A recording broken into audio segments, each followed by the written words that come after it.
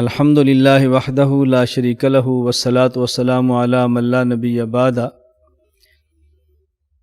میں نے آپ کے سامنے علامات قیامت پر تفصیل سے بات کی ہے۔ قیامت کی بعض علامات چھوٹی ہیں جنہیں علامات صغریٰ کہتے ہیں، اور قیامت کی بعض علامات بڑی ہیں جنہیں علامات کبریٰ کہتے ہیں۔ بڑی علامات کبریٰ میں سے ایک علامت حضرت مہدی کا پیدا ہونا ہے، اور ایک بہت بڑی علامت حضرت عیسیٰ علیہ السلام کا آسمان سے نازل ہونا ہے۔ نازل ہونے والے حضرت مہدی کے اوصاف کیا ہیں؟ حضرت مہدی کہاں پیدا ہوں گے، کہاں وفات ہوگی، کارنامے کیا ہوں گے، ذرا اس کو بھی سنیں۔ آمد مہدی، یہ نہیں کہنا ظہور مہدی بلکہ آمد مہدی۔ حضرت مہدی آئیں گے، پیدا ہوں گے، یہ نہیں کہ پیدا ہو چکے اور ظاہر ہوں گے۔ ہمارا عقیدہ یہ نہیں کہ ظاہر ہوں گے، ہمارا عقیدہ پیدا ہوں گے۔ آمد مہدی حضرت فاطمہ رضی اللہ عنہ کی اولاد سے ہوں گے۔ نام ان کا محمد ہوگا، والد کا نام عبداللہ ہوگا۔ رسول اکرم صلی اللہ علیہ وسلم کے شکل اور کردار میں مشابہ ہوں گے۔ دنیا میں کفر کا غلبہ ہوگا، حتیٰ کہ شام اور قسطنطنیہ پر بھی عیسائیوں کی حکومت آ جائے گی، اور اسلام سمرتا سمرتا مدینہ پہنچنا شروع ہو جائے گا۔ حضرت مدینہ میں ہوں گے، مدینہ میں باتیں شروع ہو جائیں گی کہ حضرت مہدی کو تلاش کرنا چاہیے۔ یہ وہاں سے مکہ مکرمہ چلا جائیں گے، اور مکہ مکرمہ حجر اسود اور مقام ابراہیم کے دوران یہ طواف میں ہوں گے، تو بعض لوگ ان کو پہچان کر کہیں گے یہ مہدی ہے، ہمیں ان کی بیعت کرنی چاہیے۔ اور اس وقت غیب سے آواز بھی آئے گی کہ یہی مہدی ہیں جو اللہ کی طرف سے حاکم اور خلیفہ متعین ہیں، اور لوگ ان کی وہاں بیعت شروع کر دیں گے۔ حضرت مہدی وہاں سے مدینہ آئیں گے، رسول اللہ صلی اللہ علیہ وسلم کی قبر مبارک کی زیارت کریں گے۔ وہاں سے شام آئیں گے، نصارہ سے جہاد کریں گے اور شام پر فتح حاصل کریں گے۔ پھر قسطنطنیہ جائیں گے، وہاں پہ فتح حاصل کریں گے۔ پھر واپس شام کے علاقے میں آئیں گے۔ عصر کی نماز کا وقت ہوگا کہ حضرت عیسیٰ علیہ السلام دو فرشتوں کے کندھوں پر ہاتھ رکھے ہوئے دمشق کی جامع مسجد پر مینار پر اتریں گے، اور وہاں سے سیڑھی کے ذریعے ان کو مسجد میں اتارا جائے گا۔ حضرت مہدی فرمائیں گے نماز آپ پڑھاؤ۔ عیسیٰ علیہ السلام فرمائیں گے میں نے تو دجال کو قتل کرنا ہے، میری وہ ذمہ داری ہے، مصلی آپ کا نماز آپ خود پڑھائیں۔ حضرت مہدی پڑھائیں گے تو حضرت مہدی 40 سال کی عمر میں خلیفہ بنیں گے، 7 سال تک خلافت کا نظام قائم کریں گے، اور 47 یا 48 عمر میں انتقال فرما کے دنیا سے رخصت ہو جائیں گے۔ حضرت عیسیٰ علیہ السلام کہاں نازل ہوں گے، کیا کام فرمائیں گے، اور کہاں ان کی وفات ہوگی، ذرا اس کو بھی دیکھ لیں۔ نزول عیسیٰ، حضرت عیسیٰ علیہ السلام 32 سال کی عمر میں اللہ نے ان کو آسمان پہ اٹھایا ہے، بغیر باپ کے حضرت مریم کے پیٹ سے پیدا ہوئے۔ اور حضرت عیسیٰ علیہ السلام وہ شخص ہیں جو پیدائشی طور پہ نبی تھے۔ باقی انبیاء تو 40 سال کے بعد اعلان نبوت ہوتا نا، اور یہ پیدائشی طور پہ نبی تھے۔ اور عام نبی کو 40 سال کے بعد حکم ہوتا، اعلان نبوت کا وحی آتی، اور یہ بچپن سے نبوت کا اعلان تھا، وجعلنی نبیّا، اللہ نے مجھے نبی بنایا۔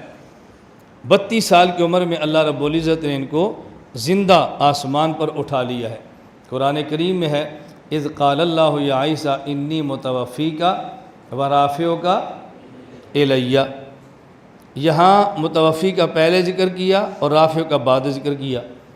اس سے جاوید احمد خامدی نے امت کو دھوکہ دیا کہ دیکھو عیسیٰ علیہ السلام پر وفات آئی ہے اور اللہ نے آسمان پہ اٹھا لیا ہے، اور عیسیٰ علیہ السلام پہ موت آنا یہ کوئی عیب تو نہیں ہے، اور انبیاء پر بھی موت آئی ہے، اللہ کے نبی پر موت آئی ہے، عیسیٰ علیہ السلام پر موت آ گئی تو یہ کون سا عیب ہے؟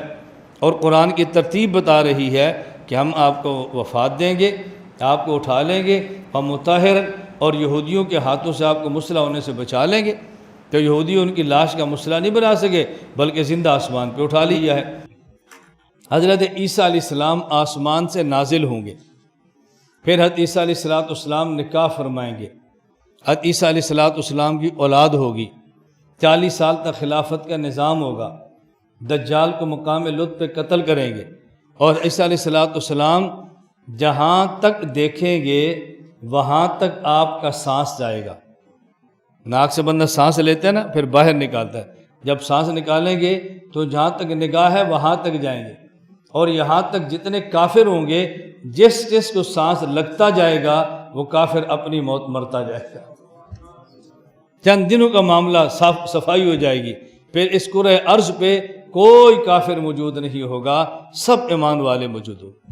بالآخر عیسیٰ علیہ السلام مدینہ منورہ جائیں، وہیں ان کا انتقال ہوگا، اور آج بھی چوتھی قبر کی جگہ خالی ہے، حضرت عیسیٰ بن مریم کو وہاں پہ دفن کر دیا جائے گا۔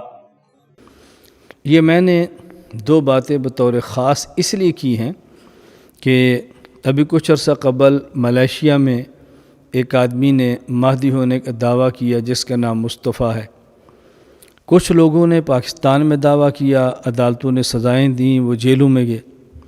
ابھی ہندوستان میں ایک شخص نے دعویٰ کر دیا جس کا نام شکیل بن حنیف ہے۔ تو جس طرح کسی نہ کسی دور میں بعض لوگوں نے کسی کے کہنے پر یا خود لیڈر بننے کے شوق میں غلط اور جھوٹے دعوے کر کے خود جہنم لی ہے اور دوسرے لوگوں کو جہنم کا ایندھن بنایا ہے۔ اللہ ہم سب کی حفاظت فرمائے۔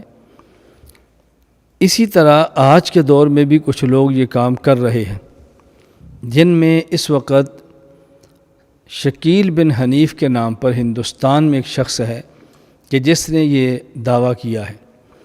آپ اس کا بیک گراؤنڈ دیکھیں، آپ اس کا پس منظر دیکھیں، آپ اس کا نام دیکھیں، پیدائش کی جگہ دیکھیں، تعلیم دیکھیں، اس کے کام نہیں کرتوت دیکھیں، مسلمانوں میں تفریق کا سٹائل دیکھیں، تو کیا ایسا شخص مہدی ہو سکتا ہے؟ بجائے مہدی ماننے کے مزید لوگ اس کو عیسیٰ بن مریم مانے، کیا ہو سکتا ہے؟ حضرت عیسیٰ علیہ السلام بغیر والد کے پیدا ہیں، والدہ کا نام مریم ہے۔ اللہ رب العزت نے زندہ آسمان پہ ان کو اٹھایا ہے، آسمان سے پہلے، قیامت سے پہلے آسمان سے نازل ہوں گے۔ اب بتاؤ، اتنی واضح صفات ہونے کے باوجود پھر بھی اگر کوئی شخص حماقت اور پاگل پن کی بنیاد پر یہ دعویٰ کرے کہ میں عیسیٰ ہوں، وہ قادیان کا غلام محمد ہو یا وہ ہندوستان کا شکیل بن حنیف ہو، کیا اس کو مانا جا سکتا ہے؟ اسی طرح مہدی ہونے کا دعویٰ کرنے والا کو ملیشیا کا ہو یا یہ دعویٰ کرنے والا کو ہندوستان کا ہو، کیسے تسلیم کیا جا سکتا ہے؟ اس لیے میں پوری دنیا کے مسلمانوں سے عموماً اور ہندوستان کے عوام اور مسلمانوں سے خصوصاً یہ گزارش کروں گا کہ اس فتنہ شکیل سے ہوشیار رہیں، اس فتنے سے دور رہیں، اس فتنے کا تعاقب کریں، اور وہ ہمارے علماء، وہ ہمارے دین کا درد رکھنے والے لوگ جو اس فتنے کا تعاقب کر رہے ہیں، ان کا ہر قسم کا ساتھ دیں، ان کا تعاون کریں، اور امت کو اس فتنے سے بچانے کے لیے جس حد تک اللہ توفیق عطا فرمائے کوشش کریں، اس پر اپنا مال لگے، اس پر اپنا وقت لگے، اور اس پر اپنی جان لگے، جو خرچ کر سکتے ہیں کریں، اور فتنوں سے امت کی حفاظت کریں۔ جو شخص فتنوں سے امت کو بچاتا ہے، اللہ رب العزت اس کو اتنا بڑا اجر عطا فرمائیں گے جس طرح صحابہ کرام رضی اللہ تعالیٰ عنہم کو اجر عطا فرماتے تھے۔ تو فتنوں کے خلاف کام کرنا یہ بہت بڑی عبادت ہے، بہت بڑا کام ہے، اور یہ کار نبوت کا حصہ ہے یہ کام کرنا۔